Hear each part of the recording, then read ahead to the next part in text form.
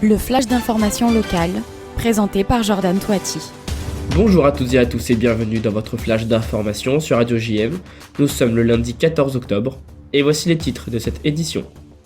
4 soldats israéliens et 58 autres blessés après une attaque de drone du Hezbollah contre une base militaire près de Binyamina dans le nord d'Israël hier soir.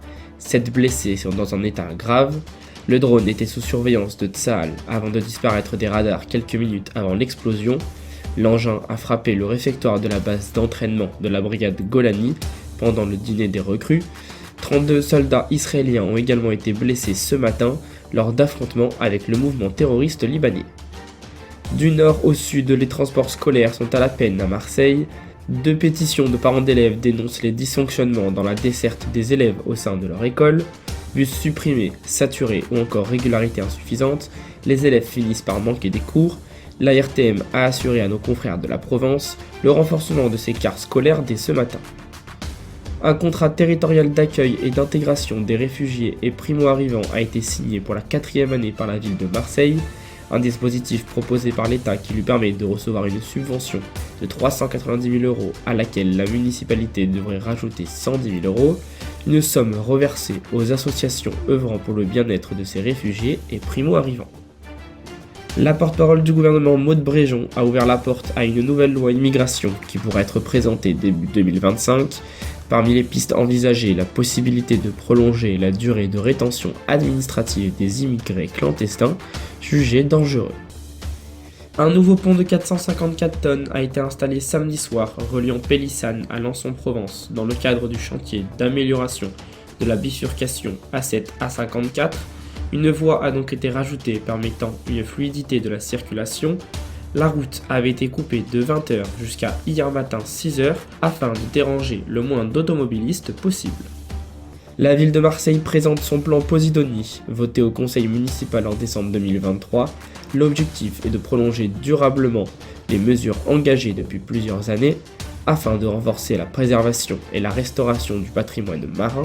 Écoutez Hervé Manchon, adjoint au maire de Marseille en charge de la biodiversité marine, de la gestion, de la préservation et de l'aménagement des espaces marins, littoraux et insulaires, du développement de la tradition de la mer et du large, au micro de Magali Barthès. Le plan Posidonie de la ville de Marseille, c'est un engagement très fort pour la biodiversité marine, contre l'érosion littorale et pour la préservation du climat.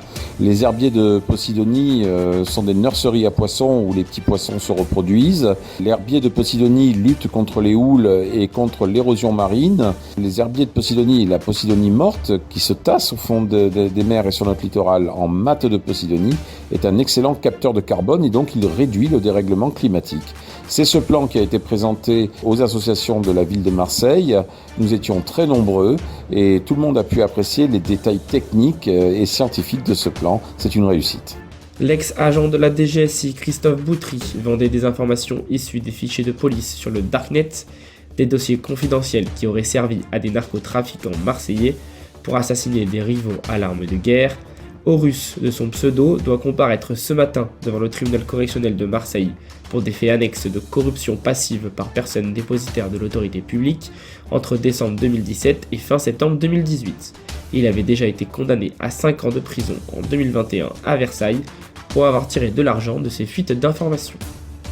Le quintuple médaillé d'or Teddy Riner était de passage jeudi dernier à l'Institut européen de journalisme.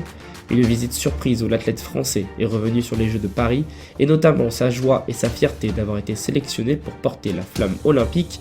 Écoutez-le. Est-ce que je m'y attendais? Non. Je pense que personne ne s'y attend. C'est quelque chose, je pense, pour tout sportif. Je parle vraiment sportif, je parle pas vraiment des gens qui ne font pas le sport. Parce que c'est compliqué pour vous de vous mettre à notre place, de se dire voilà, on va porter la flamme olympique. Tout le monde de l'Olympisme, c'est particulier, c'est quelque chose. On vibre pour ça, on s'entraîne, on se lève le matin, on souffre pour ça parce que le rêve olympique, c'est d'y participer, c'est de repartir avec une des 3 médailles du podium. Voilà, c'est un grand moment. Et puis, quand on m'a appris, je le dis là tout sérieusement, mais j'étais comme un gamin. Je sautais dans tous les sens, j'étais tellement fier pour moi, ma famille, mes enfants. Plus d'1,6 milliard de personnes qui regardent à ce moment-là. Donc ouais, c'est beaucoup de fierté. Moi, Guadeloupéen, quand je suis parti juste leur faire un coucou, j'ai fait un aller-retour, c'était dingue, c'était le feu. Donc je sais la fierté que ça peut représenter pour des personnes qui aiment le sport. Ouais.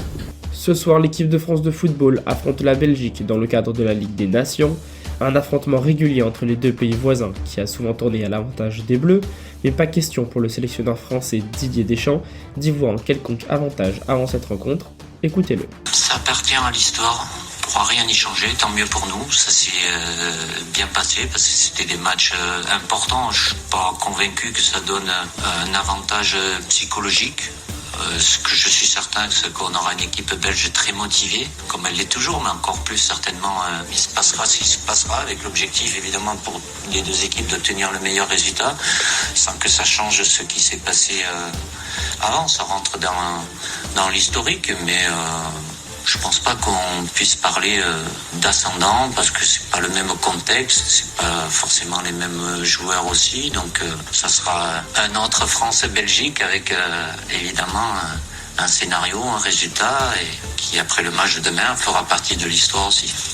Vous pouvez me retrouver demain à 17h dans votre émission Sport Club où nous reviendrons sur cette trêve internationale. La météo du jour, une journée nuageuse avec des températures de 17 à 21 degrés cet après-midi. À 13h, retrouvez votre invité politique de la semaine. Elsa Charvitz reçoit Laure Agnès Karadec, conseillère municipale de Marseille et vice-présidente du conseil départemental des Bouches-du-Rhône. Tout de suite après, c'est l'instant mag de Magali Barthès. Du 9 au 11 octobre, le parc Chano accueillait le 79e congrès de l'Ordre des experts comptables, intitulé « Embarquement immédiat » du projet de cabinet aux missions de demain. Cette édition marseillaise a été marquée par la présence de nombreuses personnalités influentes du monde économique, intellectuel et politique. Très belle journée à tous et à très vite sur le 90.5.